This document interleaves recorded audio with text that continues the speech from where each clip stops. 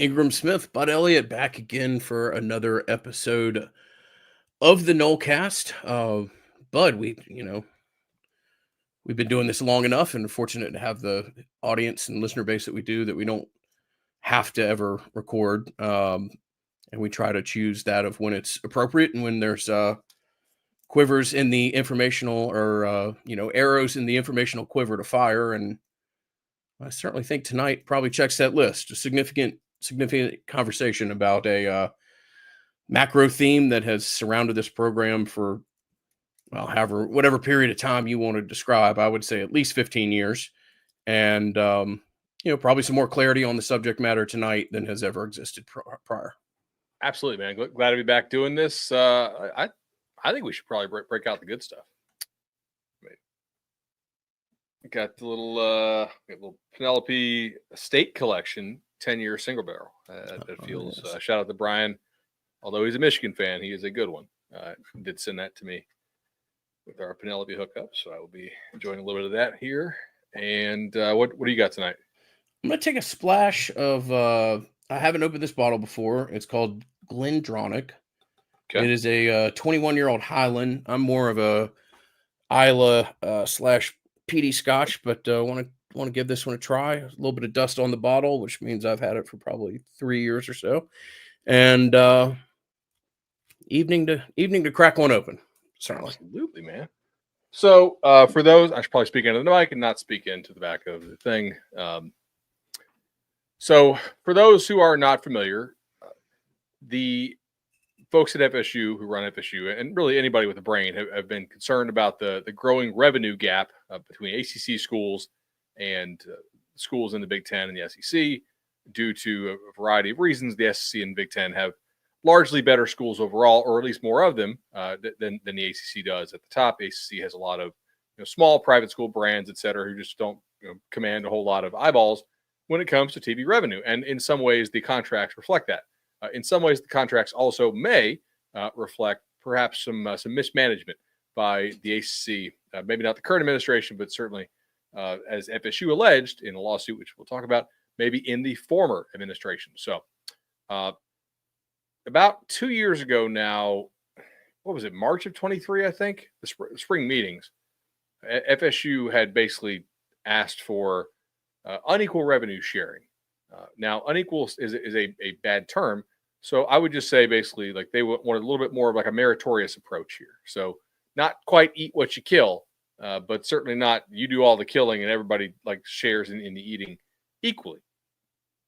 And that was largely voted down by the ACC schools, many of whom are, I'm struggling to find a word for this because I don't think you need to be like a dick for no reason about it. Right. Like yesterday I was using a man who's famous for his delicate word choice. Right. I'm like, okay, what is the appropriate word? It's not revenue negative. Somebody said revenue remora, which is like one of those fish just like stuck off. And that was pretty funny. But essentially, I think it's basically like below replacement value revenue generating schools. And the way like a person who's pretty plugged in told me, he's like, dude, you could replace the bottom half of this conference with the Sun Belt, and it would not impact the TV contract a bit, right? There's a reason why Fox picks Ohio State, Kent State for its big noon slot when it gets the first pick over like Minnesota, Wisconsin, and Minnesota, Wisconsin are a hell of a lot better brands than most of the teams in this league. So anyway, just to catch you all up, if you are a Noel fan but really haven't been following the legal stuff, and I get it because it's boring. A lot of people just like ball. This actually does matter a lot for the program, which is why we're doing a Tuesday night pod in the off season about it. But they basically just got told to pound sand. We're not going to do unequal revenue sharing. And you might say, well, like, why would they? And I think that's fair. And to me, I think the reason why you would do it back then was, well, you kind of need somebody to help keep carrying the conference, right? Now, FSU in 23 did that. FSU in 24 did not. I mean, they went 2-10. That's notable, but they still, as we joke about on Cover 3, were the time slot champs, right? You got Duke that's like 12-0 or whatever they were at the time, and yet FSU is still getting much better slots because that's a brand name people watch. And they'll watch you if you're good. They'll watch you if you're a train wreck. They'll watch you as they showed during the Bowden years, if you go 7-5 every year, it's just it's a brand. Now, granted, they're not going to go 2-10 this year, but so FSU had to sue and got labeled as a bad partner in the ACC. Now, somebody who has not been a bad partner is Chad at the legendary team. Chad has absolutely crushed it for us. 600 loans through the Nolecast, just an awesome job. I've done 2. Heck, maybe I'll do some more. But 844 FSU loan is the number to call if you want to have an awesome experience. Let's finance your dream home with personalized service. Chad can get it done for you. 844 FSU loan, and a guy that definitely, lives and dies with everything FSU. So if you want a little FSU chat when you call him, certainly. I'm talking a little bit too much. I need to take a sip, but that struck me today, man. When they settled this lawsuit, we'll get into the details of the settlement, but I'm like, so you're a bad partner for asking for something a little bit more approaching your value. The other teams that don't ever carry their weight are not bad partners for telling you to pound sand. How does that figure? Yeah, a bad partner for asking for the ability and resources to make the most of the the flagship brand and one of the 3 brands that 3, maybe 4 that people care about in this conference outside of it, and maybe one of the 2 that people really care in this day and age about outside of the conference. Sorry, man, I've had the flu for like 3 weeks. Oh. Totally over it, but still have this stupid cough that occasionally comes back. So, I'll put it this way, bud. I was thinking about this earlier today. My dad was in a car crash when he was in high school. He was in a coma for 2 months. Let's say that he wasn't in a coma for 2 months. Let's say he was in a coma for 2.5 years. And let's go back to June, July of 2022. You come out today, you're telling me that Florida State has a defined number and it's not 574 million or something fictitious like that. We're not the Saudi Knowles. You're not. Yes. And yes. At least not for now. You get to leave the conference with your media rights. You now have a disproportionate payout. I mean, on all of the general macro things that matters, that people judge history by, I think you can check the box that this process played itself out in a favorable manner to you. Now, can you be critical of, I didn't like reading that interview. I didn't like reading this quote from this guy in this certain publication, whatever.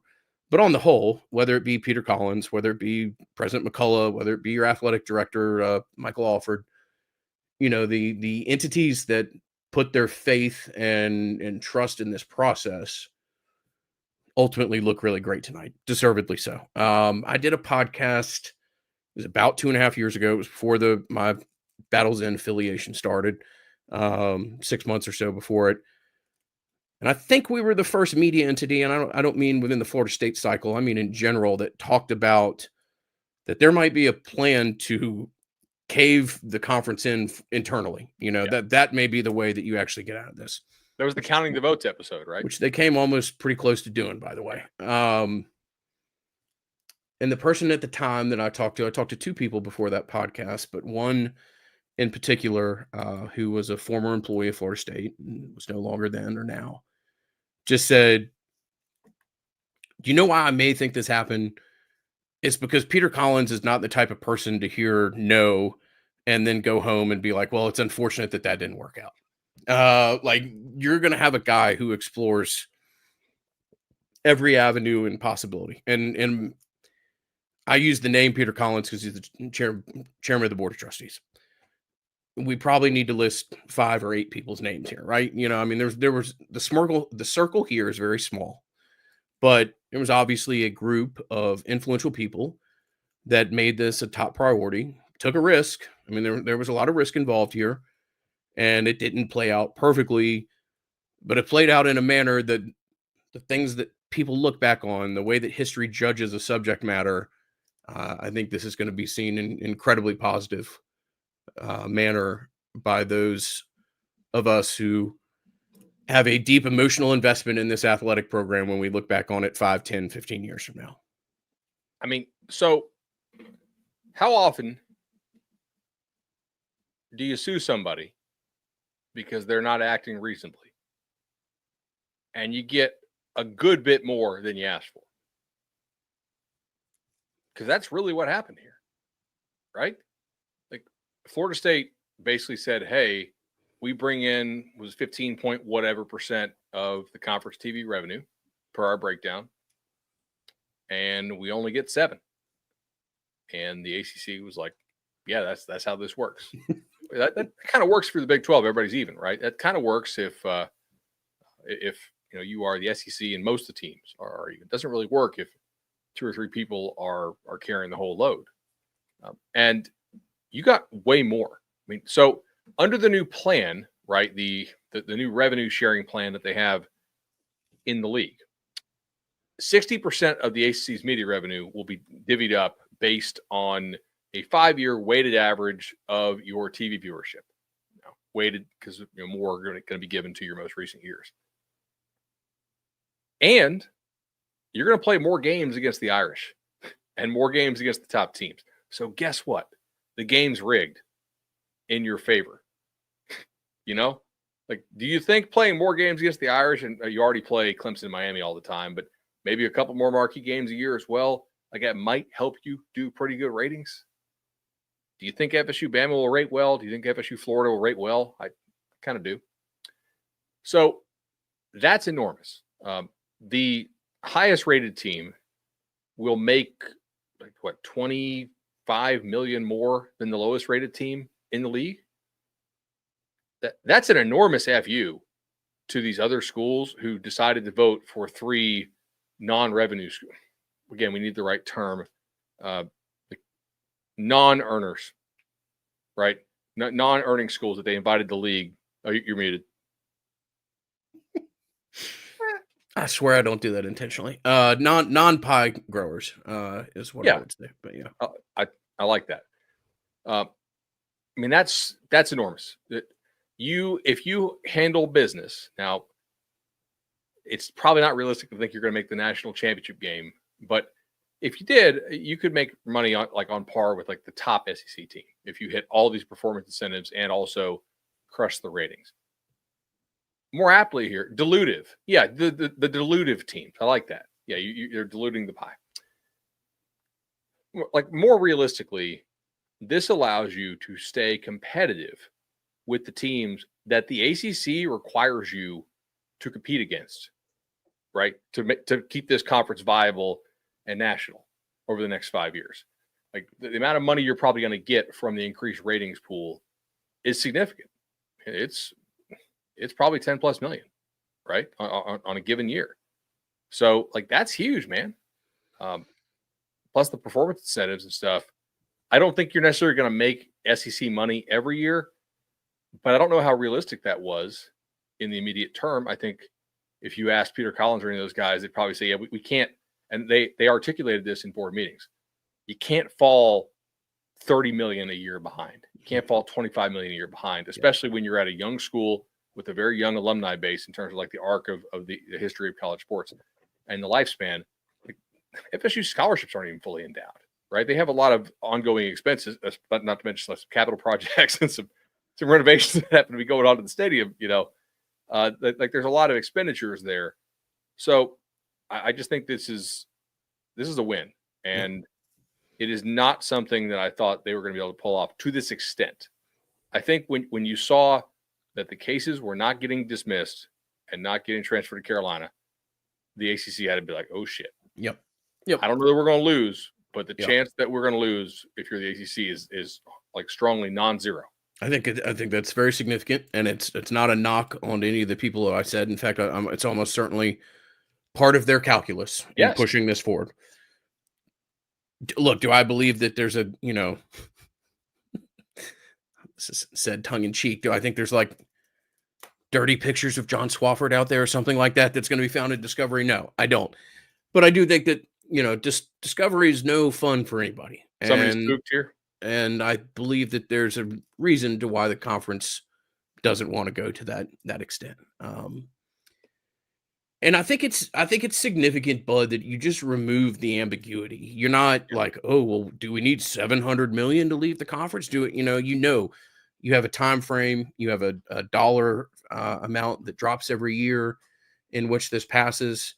And it'll be very important that this fan base leans into this. If you've never joined Seminole Boosters, I would give consideration to it. There's still a big delta here that has to be filled, and whether that be involvement with the Battles In or Seminole Boosters or whoever else, that'll be the role that some in this fan base have to play. Some, quite honestly, if you're 23 and you just graduated and you're going to go to a bar and watch the game, or you're going to go over to your friend's house and watch the game, leave the damn TV on when you go. I mean, it is you.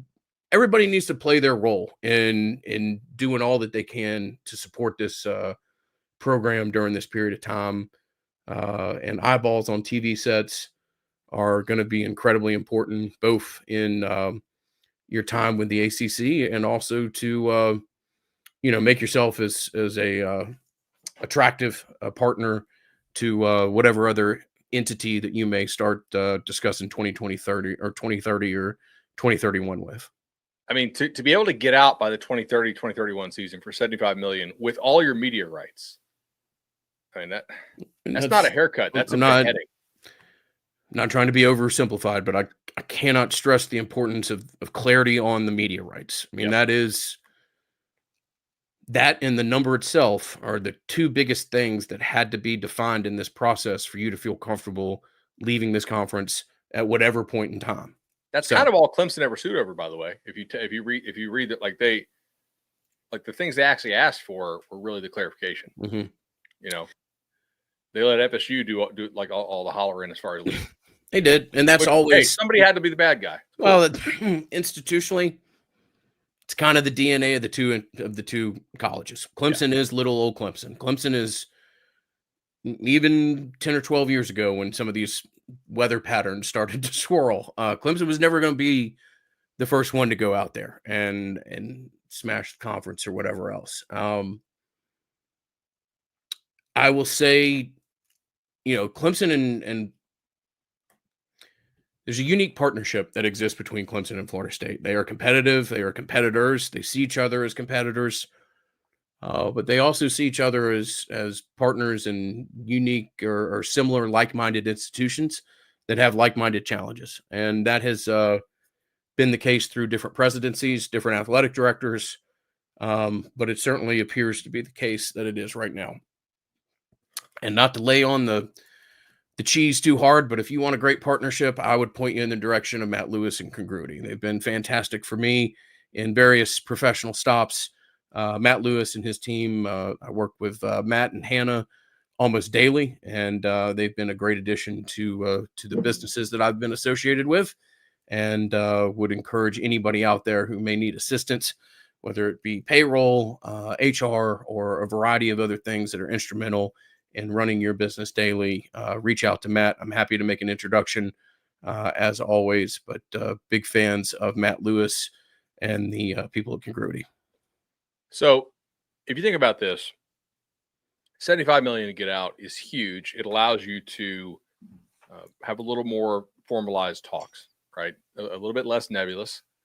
It also probably means that you're not going to have to launder yourself through a 2 or 3 year independent process as you might have had to do had this not happened. I think that was in talking with some people in TV, that was going to be the way that maybe you could make it palatable for one of the bigger leagues to have this happen, because I think those leagues were they had real fear about the tortious interference idea, right?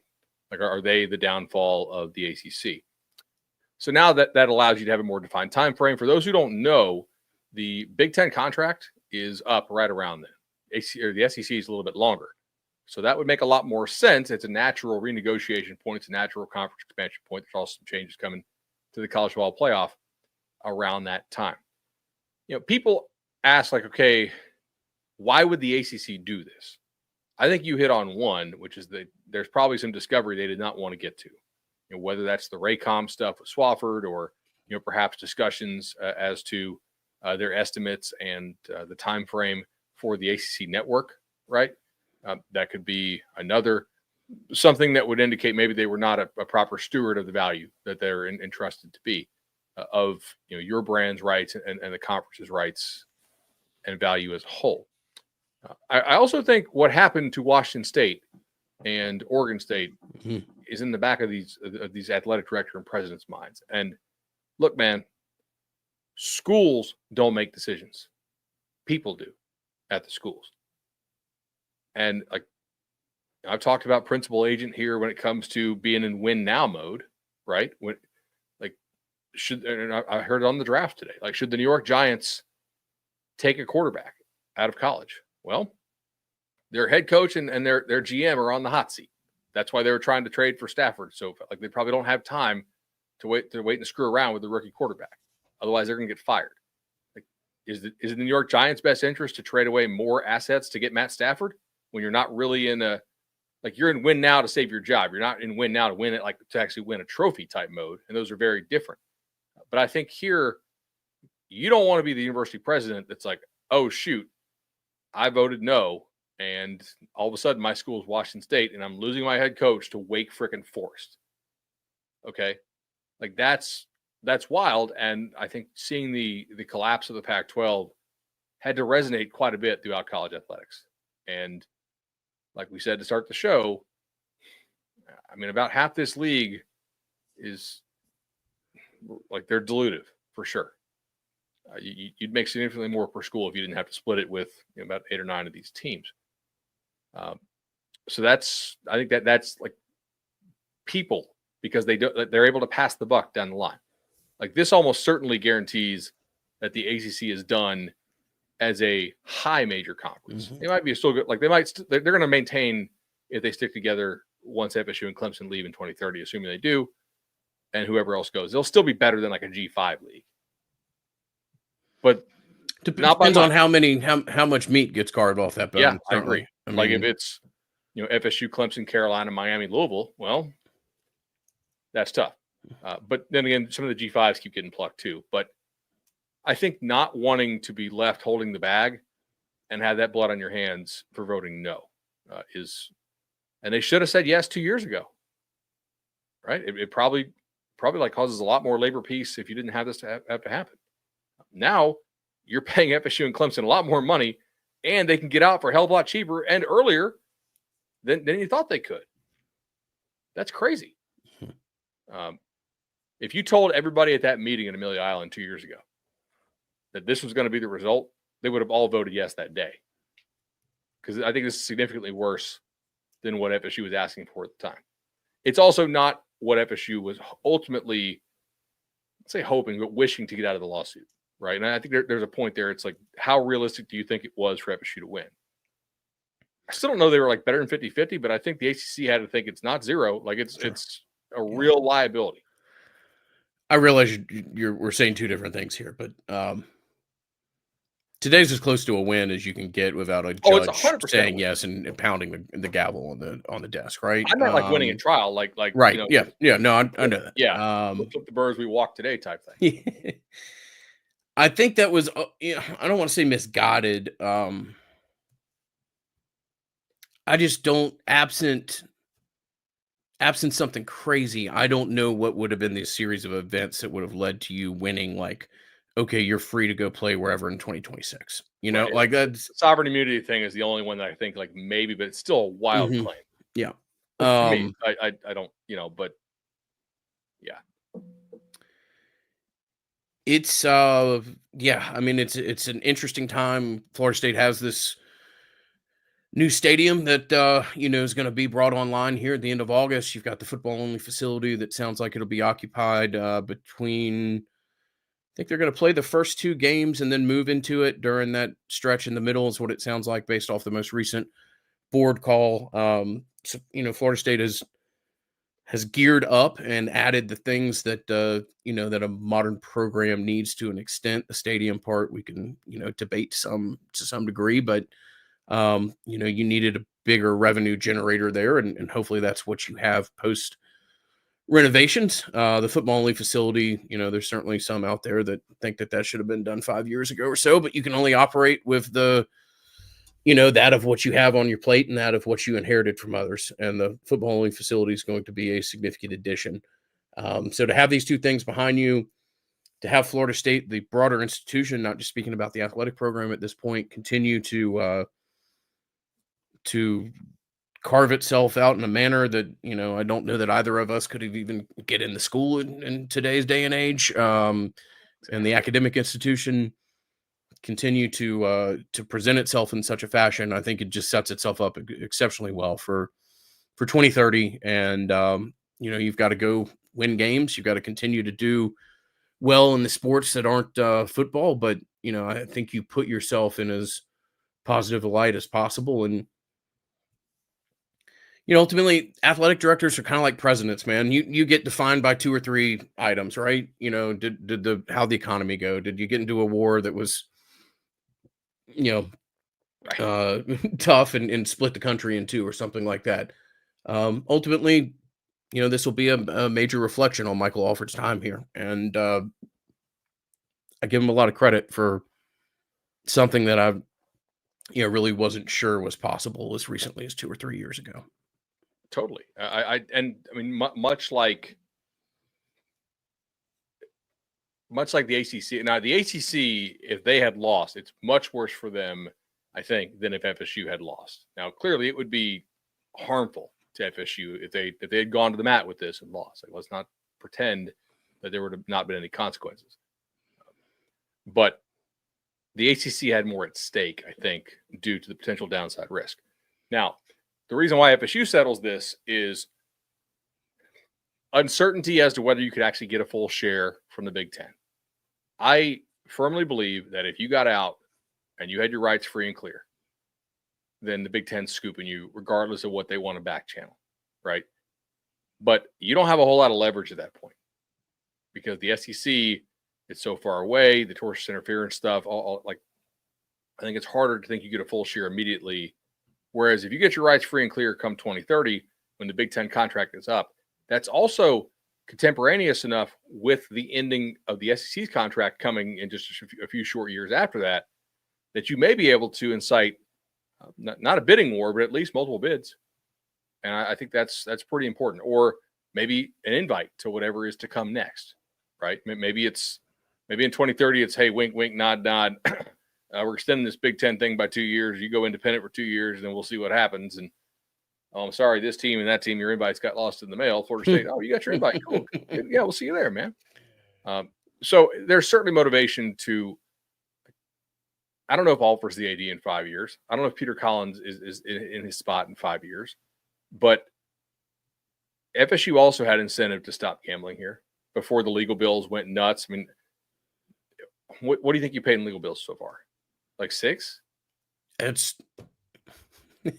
I laugh because that's the exact figure that somebody really okay. It was a guess by somebody, but that's the number that they threw out.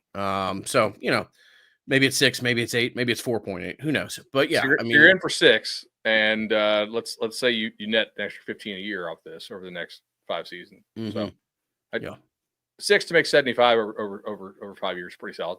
I don't know that it's perfectly applicable, but a thing that ran through my head all day is that pigs make money and hogs get slaughtered. You know, I mean, you got to a point here where you had a pretty significant win. Take your win. I mean, you got more than we ever could have hoped for 2.5 years ago.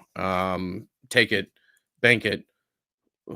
Let's go. I'm going to say something kind of controversial, and it's not critical of anybody involved in this process. And it may not even be right. It's just a personal opinion. I do think that this suit and the manner, I think that this played some role in the 2023 snub. I'll put it that way. And it's not anything that anybody ever could have projected.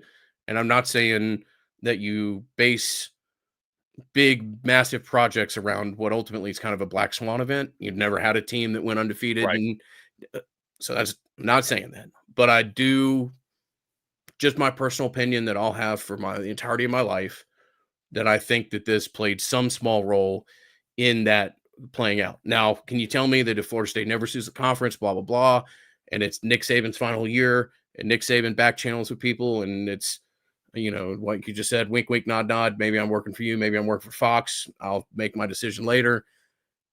That's probably a bigger deal than any of this, right? I do think it was an unfortunate consequence of what and how this played out. Certainly probably didn't make Jim Phillips more happy to go to bat for you, right? I don't disagree with that. I think the way you phrased it is right, probably. Like, played some part. And that's, how do you prove that? Can't. Not unless he opens his mouth to somebody. But yeah, I think there's probably something to that. But man, that's like, even though I don't think they would have beaten Michigan with a first round quarterback, like, it still sucks they didn't get in. It's because it's not like the team that they got put in them was like a special team. Nah, man, it'll bother me for the rest of my life. And every time I watch freaking Braden Frisk or Jared First or Bernardo Green or Jerry Jones or any of those guys, I will forever wonder what that defense would have looked like in the playoffs. But that's just what we'll carry as Florida State fans. So, bigger picture here, does this make it more likely that you go to the SEC? I think yes, not more likely than the Big Ten, but more likely than before. Right? Because I think before the SEC was legitimately just not an option at all. Mm-hmm. So clearly, if you think you're getting bids, that would make sense. Lou has an interesting question here, and Lou's been a long time fan of the show. Lou, really appreciate it. He says, Lou is very and has been versed on this subject matter for 15 years or so. I've always enjoyed his opinion. This dude's sharp. Like, yeah. He says, isn't it literally better than just being flat out released from the GOR/ACC? ? Now the Big Ten SEC have no leverage on us, and the ACC teams will pay us handsomely while we negotiate the best destination. Is it actually better? I don't know, but I think you can argue. Yeah, I think he's the point he made is well articulated there, and I don't disagree with it. I don't know if I agree with it like crazily so. What I am pretty convinced of is that I think the road would have been bumpy, but that you would have had a landing spot. And do you want to be the person that is like the first to like navigate that voyage? I don't know. Mm-hmm. How many people crashed before Columbus, landed over here? Quite a few. All right. How has this helped the ACC strength to prevent another snub in the future? So this is interesting, and I think it plays into perhaps the thinking of FSU in deciding to agree to settle this. If you're doing your job at FSU, and not like you in particular, I'm saying like if the program is operating with like a reasonable level of competency, you better be taking one of those top 2 spots in the conference. Not every year, but I think history shows more often than not, it's like more than half the time taking one of those 2 spots, which is what is up for vote. As they expand to 14, the ACC has been, I think, against this in some ways. Now, I think the ACC's gripe should be, why the hell is the Big 12 getting 2 guaranteed spots when we're getting 2 guaranteed spots when they have 0.0 teams that ever really have a shot to win a title, and we have, in theory, 3 if they operate at peak efficiency, Florida State, Clemson, Miami. But who's the third? Well, that's fair. They have not really done much. They came out looking great in this, by the way. I mean, they didn't have to spend any legal fees. Right. Yeah. Like they're Yeah. They in Carolina. You're welcome. Yeah. Okay, so I don't think it really prevents a snub, because if you go to these auto bids, then it won't really be a snub, I think, because you only have one at-large spot to fight over. So the question's probably more apt if we were still in like a 4-team format, or if we don't expand to these auto bids, which we'll see if the ACC votes in favor of that and what kind of levers they can extract from the SEC and Big 12 coming up. I had another point here, and now I'm forgetting what it was. Oh, yes. I'm really curious, like, who voted yes for carrot purposes and who voted yes for stick purposes? And the stick is pretty obvious. It's don't become Washington State and Oregon State. If you're Wake Forest, it makes a whole lot of sense to vote for this. Boston College, Syracuse, Wake. You can rattle off a good set of schools here. So basketball factors into this too for the revenue pie. Basketball ratings are like such a small part compared to football ratings that I'm skeptical that you have a combined pool of money. I wonder if it's not bifurcated, not evenly so, but do you have maybe, I don't know, 90%, 70%, 80%, whatever it is, be the football money that everybody's competing over, and then you have the basketball money that people are competing over. Because if you combine them, if I'm Duke, I'm pissed. I could be number one in basketball by a mile, and I still don't get a damn thing because my football numbers are just never going to be that. So I'm trying to think through this logically. I wanted your take on this. Like, if you've heard anything, or just like, does that make sense? Like, how are you getting like Duke and the legacy, bigger branded ACC schools who are good at basketball to vote yes on this, unless you give them a separate, like, basketball only pool of money to fight over? It's a great question, man. And I don't know any inside information other than, that's the part of the country where my family's from, and Virginia and North Carolina. And everybody has become blatantly aware of the fact that the SEC is leaving the whole conference behind when it comes to basketball. I mean, you've watched this happen in a very short period of time. And something that I meant to mention earlier, that this is not a new theme if you've listened to us for a long time. Bud and I literally talked about this in the first couple of years of Jimbo. And that was that Jimbo was recruiting kids, and other coaches would tell them, if you're not going to the SEC, you're a word that starts with a P. And that, there's only one place to go. And my point here is that mentality is now in the transfer portal, and it exists with two conferences. It is, you see this more and more, and you see it in basketball as well.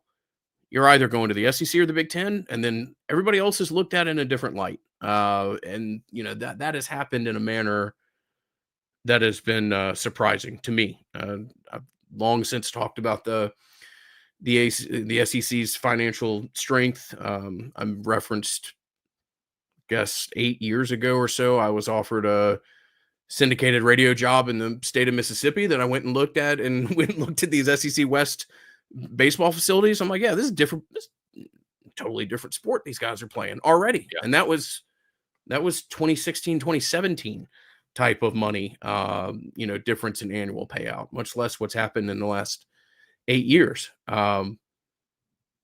If you're Duke, and I think Wake's even more so, because, Wake, yeah, maybe you can win 8 or 9 wins a game in football when you've got a team full of fifth-year seniors and you've got a special player at linebacker or something like that. But that's it. That's the ceiling. It's the ceiling for Wake. But Wake is the program of Randolph Childress, Tim Duncan. That school cares about basketball at a level that's hard to describe. So obviously, Duke is its own thing, but so does Boston College. So does Syracuse, Pitt as well. I mean, these are athletic programs that even in 2025 still define themselves largely based off what the basketball team looks like and how it performs. And I think today's a reflection of the fact that a lot of these schools realized you either do this or you're trying to fund basketball with $9 million a year as your athletic payout, because this conference crumbles. And like you said, you're either Washington State in the wilderness, or you're joining, the new glammed up version of the AAC or whatever it is. So let me ask you this, and this is if we think it probably makes sense they have a separate pool of money for hoops as a way to incentivize some of those hoops only schools. And we don't know this, but just go with me on this. It's about to be fantasy baseball season. And if you're playing that, sometimes you might decide, like, hey, I'm going to try to win 4 out of 5 pitching categories. Okay. Wins, strikeouts, ERA, and whip. And I'm just not going to waste any of my draft capital on trying to acquire saves. And I'm just going to, they call it punting the category. I'm going to try to win 4 out of 5. That's a hell of a job. Like, that's going to get you a win every week. And I'm just not going to spend any money trying to get saves. And if you effectively punt a category, you punt the hell out of it. If, and it's an if because we don't know and they have not released the terms, and they're not going to pay more than, I think, the top like 2 or 3 slots for hoops, anything special, if that's what it is, if they have the separate pool. Does it make sense to spend any money on basketball with how much the SEC cares about hoops right now? Doesn't your dollar go a lot further in baseball? Yeah, I was going to say baseball, honestly. If you're Florida State and Clemson, it does. Yeah. And Georgia Tech. Georgia Tech's got a baseball tradition, and they care. I realize Wake is good. Wake is Wake's. I don't know, man. And Virginia too. Virginia's a good baseball program. Of course it is. You can get a chance to play baseball and leave with a freaking degree from UVA. That's strong. I don't know that I'm funding baseball. I don't, and maybe some for basketball again, but what other sport is Virginia going to win a national championship in? I just wonder if baseball is easier to compete in because the Big Ten doesn't play baseball. Yep, it's very true. You know what I'm saying? Like the Big Ten cares about basketball. It's TV partners need it to care about basketball. The SEC clearly cares about basketball now. Although the viewership numbers on college basketball, no, basketball in general. I mean, the NBA, it's basketball in general is not having a brilliant run, but yeah. Just something I thought about is like with the head coaching search going on, and like is it an efficient use of money to give a damn about FSU basketball if you're running the actual program? I don't know. I can't answer that question without seeing what the incentive pool looks like. How many is it separate or does it factor in? Like if it factors in, you probably can't take a 0 on basketball. You probably need to try to not finish last. Yeah, I'm not playing dumb. I literally have no idea. No, I don't either. What we're talking about. I would love to have a better feel for what the actual equation is. I agree. A couple people have asked, like, do you think this leads to like a Bama telling Mississippi State and Vanderbilt, like, hey, we're not paying you equal share? Yes, I do, because a lot of these programs,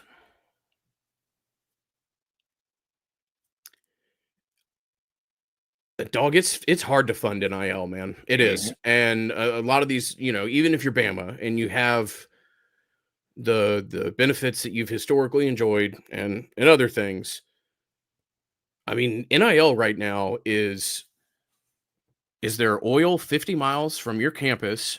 Do you have a tech titan backing you? And I don't mean like, oh, this guy's worth $100 million. No, I'm talking about like Larry Ellis is the fourth richest effing person on the planet invested in your football program. I mean, that is what it is. Okay.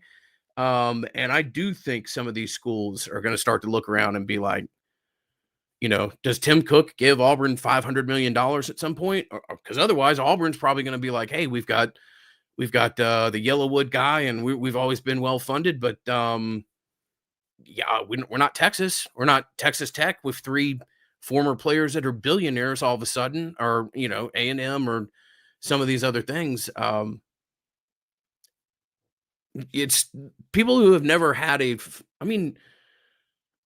I think the world of Georgia. I think the world of Georgia's collective. Yeah. Georgia's got every advantage in the world. They're the only state in this program that people care about. You can partner with Georgia and not piss off Georgia Tech fans because there aren't that many of them. The freaking largest media market in the country that cares about football is 60 minutes from your campus.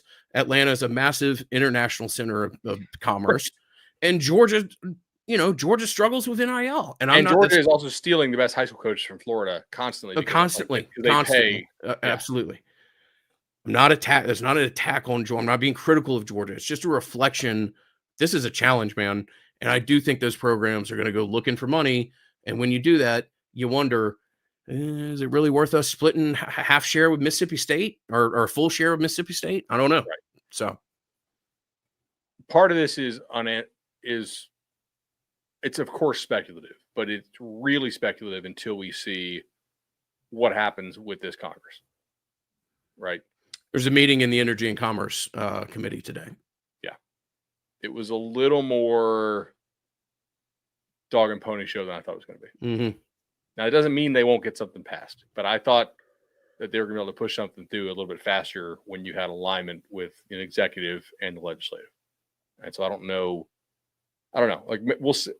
They easily still could, but If you get the antitrust exemption and you get some other stuff, then I think the chance that those bigger Big Ten SEC schools maybe just are kind of just cool with the status quo, I think that increases.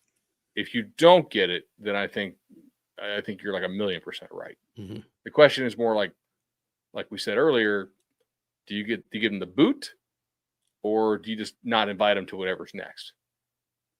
That I don't know. Mm-hmm. I think it's probably part 2, but I know that's just a guess. I think that's probably fair. Let me see here. You know where you are getting the invite? You're getting the invite to join us at Madison Social and all the other wonderful For the Table restaurant group properties. Charlie Park, fantastic place, favorite spot of Bud and I's for a long time. CharlieParkRooftopBar.com.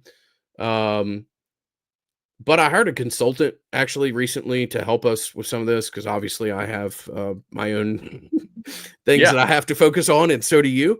One of the recommendations that she said is like, you guys obviously love grilling. I was actually impressed by how far back this lady went and listened to our podcast.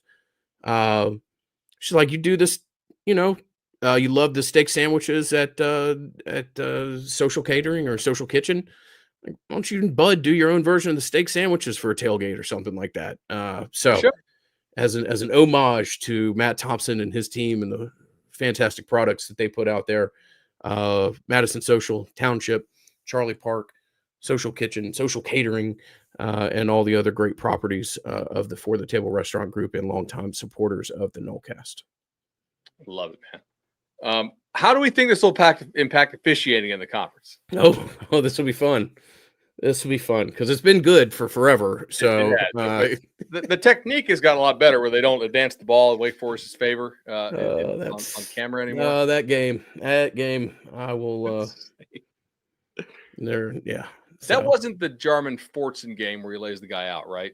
That was a different year. I don't think it's that, but it is the game where there is a holding penalty that Wake rushes 3 and doesn't even try to get there, and nobody really even engages with the defensive lineman, and it's completed. The referee looks down the field, sees it's completed, takes a flag out and throws it. And I'm like, oh, that's great. It's also, I'm pretty sure, the game to where they throw a crossing pass and the referee, for whatever reason, just throws his arm up in the air and jumps up. He's trying to get his finger on it. Like, what in the hell are we doing? But yeah, that was an honest and upright game, no doubt. Was that the game that Jimbo decided to start Clint because he didn't think EJ was ready? I don't think so. I'll have to go back and look. I don't think that's the Owen. You lost to Clemson. You lost to Oklahoma, and aren't you 0-2 going up there? And you don't play EJ until the third quarter because he magically is ready now. Yes, I believe so. I think so. I think that's 2010, 2011. But yeah. Let me see. So I'm looking here.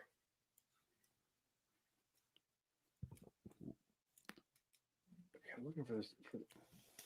What year was the spotting the ball?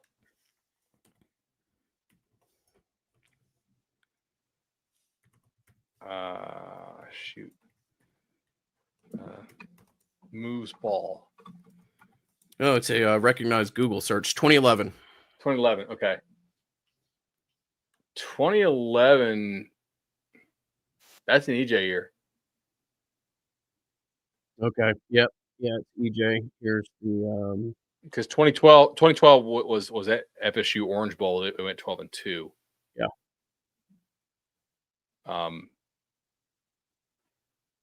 Yeah, that's wild. There's actually video of this. It's just called ACC refs. Why is the? Yeah. Oh,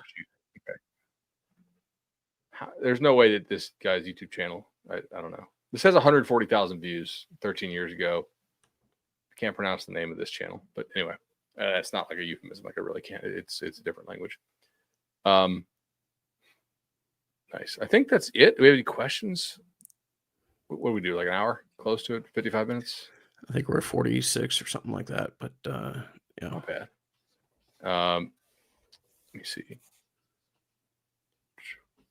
So I've been using AI to organize these. So I'm supposed to encourage listeners to give a thumbs up and thank them for their support. Good. Thank you, AI. Thank you. Yeah, I just kind of talking to my phone throughout the week, and I'm like, here's my topics.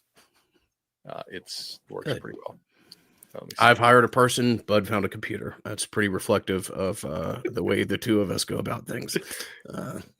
Oh man, I'm supposed to provide a teaser for the next episode to maintain listener engagement. Good, because we've never done a podcast before. I'm glad. I've seen a lot of recruits recently, and so I'd like to talk about them on the next episode. Okay, and that'll be good. Incredibly wild weather at IMG, by the way, like picturesque sunset, and then some kind of front moved in, and I'm glad that I was coming off a road trip because it was so cold. Like I went to the truck, changed there in the parking lot, like put the sweatpants and a sweater on, and it was crazy for it to be like that in Florida, but it was. Let me see. So I need to summarize the key points. We rich? And no, just kidding. But yeah, it's FSU should stay financially competitive over the next 5 years compared to what they were facing. Love that AI is now running a podcast that's been up and going for 16 years. We've all become computers at this point. No, I mean it's a great day to be a Seminole. It's been a while since we've cracked open a bottle of anything on a podcast, but I think it was certainly well worth it tonight. Would continue to encourage you guys to get involved in whatever way you can to support this process. Seminole Boosters being a main avenue, the Battle's End being another one. Whatever it is that you believe is the best way to support this university as it continues to strive to be competitive at the highest levels, I would encourage. And I'm not as active on Twitter as I used to be for numerous reasons and whatever else. But today was a hilarious day to see all the Florida State fans who had collectively about 30 bookmarks saved for various people out there, and to empty the clip on many a naysayer over the past couple of years was a fun thing to watch. So thank you to the broader community for that one. By the way, I got us some fun shirts. Please do tell. I had to order 24 of them, so we will have. Let me see. So that's 1, 2 for me and you, and then pretty sure the Matts are going to want one, and Chad's going to want one. So that leaves 19 that I think we should probably, maybe award some of our longtime listeners and supporters, some of our Patreon folks, maybe. Yeah. But yeah, I just think it's an ironclad lock that people are going to enjoy these shirts. I had a feeling that's probably where we were going, but good to confirm. Oh man, hopefully they'll be ready by the end of the week. Oh, brilliant. Awesome, man. All right, brother. Great to talk to you as always, my man. Yes, sir. Enjoy it, buddy. All right, y'all. All right, peace.